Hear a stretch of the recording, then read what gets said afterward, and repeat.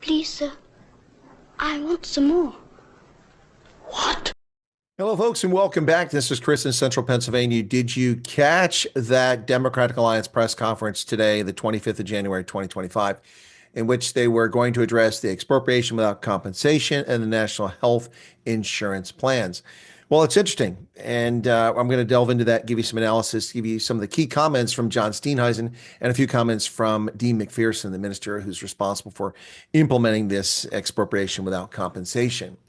John Steenhuisen began eloquently talking about the agreement between the African National Congress and the Democratic Alliance, which led to a coalition which built into the so-called Government of National Unity, which went into effect back in June 14th.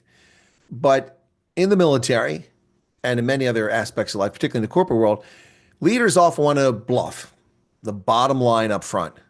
What's the bottom line? Well, what was the purpose of this presser? Where was this? It was like a clickbait presser, leaving folks hanging to keep them tuned in. So where was the bottom line up front? We were just left hanging. But I cannot fault John Steenhuisen. After we heard what little the DA plans to do, folks were ready to depart the press briefing. Being honest up front would have shrank the audience from the outset. So John Steenhuisen made some debatable points to try to talk about how good the Government of National Unity has been. He claimed that as a result of the Government of National Unity, the rand has strengthened, except it's now at nearly 19-1. That's better. He said the economy is improving. For whom? He said, we, the DA, have compromised. You need to compromise when you're in a coalition. Agreed. He also claimed that there was a promising start to the Government of National Unity when President Ramaphosa delayed implementation of the Bella Bill. At the time that happened, I said, that's nonsense. That's simply delaying the inevitable, and they're not going to change anything, which is what's happened. Now, John Steenhuisen went into a series of slights that have occurred as a consequence of the ANC's actions. He said that the African National Congress has disrespected its Government of National Unity partners. I cannot disagree with that. He said Ramaphosa did not inform them about signing the law. Well, that is disrespectful. He also said the ANC is telling the folks gathered in Davos that they are in charge in the country. He also mentioned the ANC Lakota last week, where those present were told that the Government of National Unity exists to implement the National Democratic Revolution. Well, that certainly appears to be the case if we look at what's happened. What do we got from this Government of National Unity? We've got implementation of the National Democratic Revolution with the Bella Bill, with the black 3% tax, and now with expropriation without compensation. What else is this but the actual realization of the Democratic National Revolution, communism and socialism in full force? He also said that Ramaphosa did not inform the minister, Dean McPherson, that he would sign the bill. And then he mentioned there are billboards at the airport announcing the national health insurance is here when it's not. Steenhuisen requested a meeting with Ramaphosa via letter, and Ramaphosa refused to meet with him. At Davos, Aaron Motsoaledi told the world that the ANC is engaged in a war, fighting opponents of NHI and the NDR. Well, that's not very promising. They're supposed to be in a coalition. Now, Steenhuisen said the ANC's behavior is arrogant and disrespectful. And on that front, I agree 100% with him.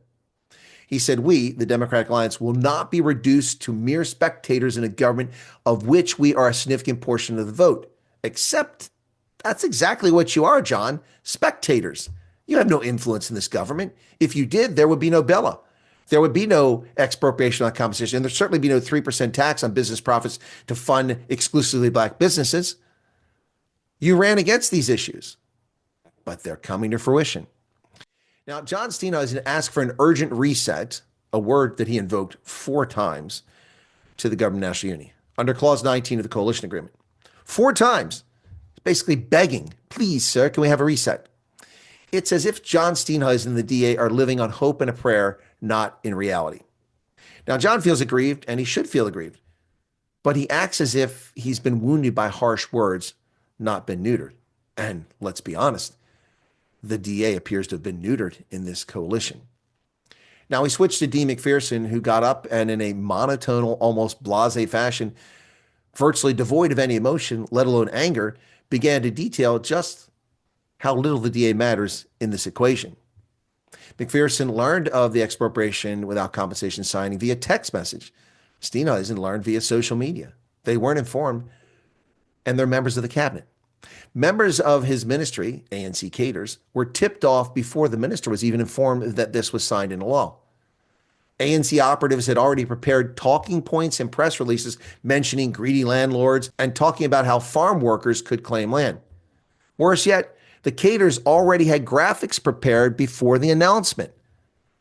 This is treasonous. That's not a team. Now, what I've claimed from the outside for the past few months was openly acknowledged by the Democratic Alliance today. Namely, the government of national unity is simply window dressing for the ANC to implement its policies under a veneer of cooperation. Co-opting, not cooperating, is more like it, folks. Ramaphosa and the ANC have zero humility. They only got 40% of the vote, and they have no humility. They act like they're running the show. Steenhuisen and the DA have been hoodwinked. What we saw today was not a serious political party, but one living in a fantasy land, acting as though they are working in politics in Europe, negotiating with peers. But the DA is not a peer, but rather a puppet of the African National Congress. Now, Steenhuisen would have done well to keep the dirty laundry to himself and simply demanded a reset under Clause 19. He should have come out and said, we demand a reset under Clause 19 of the agreement that caused this coalition, because we cannot continue the way things are running right now. That should have been it. But instead, he aired all the dirty laundry. Now he's fired all of his rounds and given the ANC time to massage their response. He has no ammunition left. The complaints and the slights should have been saved for when the DA actually leaves the government of national unity. Only the DA is not leaving the government of national unity. They are desperate for craven political power, for self-enrichment and self-aggrandizement. Well, are they? I don't know about the last two, but certainly they're desperate for power, and so they'll stay here. And they have an excuse. What they could have done instead of making this big splash, they said, listen, this is unconstitutional. We don't like the way it was rolled out. We're going to ask that the ANC reset the relationship and communicate better with its GNU partners. In the meantime, we're going to support a Section 80 request for this to be reviewed by the Constitutional Court. And if that fails in the next 30 days, we will file a lawsuit because this is unconstitutional. We're confident that the courts will see that it's unconstitutional and strike this law down. In the meantime, we feel it's best that we can work inside the government for the benefit of South Africans. Now, that's what they should have said. That's not what they said. What they said is, please, sir, more soup. Could you please reset the government? Stop disrespecting us. We've been such good little boys and girls. We're cooperating. The ANC is doing what it wants. And there's no one stopping them. There's no official opposition. You have a leftist, even more radical opposition, and you have a few minor parties that are sitting on the outside watching it, hanging out a chicken licking. What say you, South Africa? Were you impressed by the DA's response, or were you left wanting more? I didn't expect to see the DA leave the government of national unity over this, but I did expect them to walk out with a pair of testicles in a manly fashion. But instead, we got eunuchs. This was sad and pathetic. And they fired all their ammunition. Now they've got nothing. All they can do now is leave, take their toys and throw them out of the pram. And how are they going to explain it to their voters? Wow. Wouldn't want to be in the Democratic Alliance today. What's the Freedom Front Plus going to have to say? Or the Inkatha Freedom Party? I look forward to their responses if they have a press conference. Cheers, South Africa. Good luck.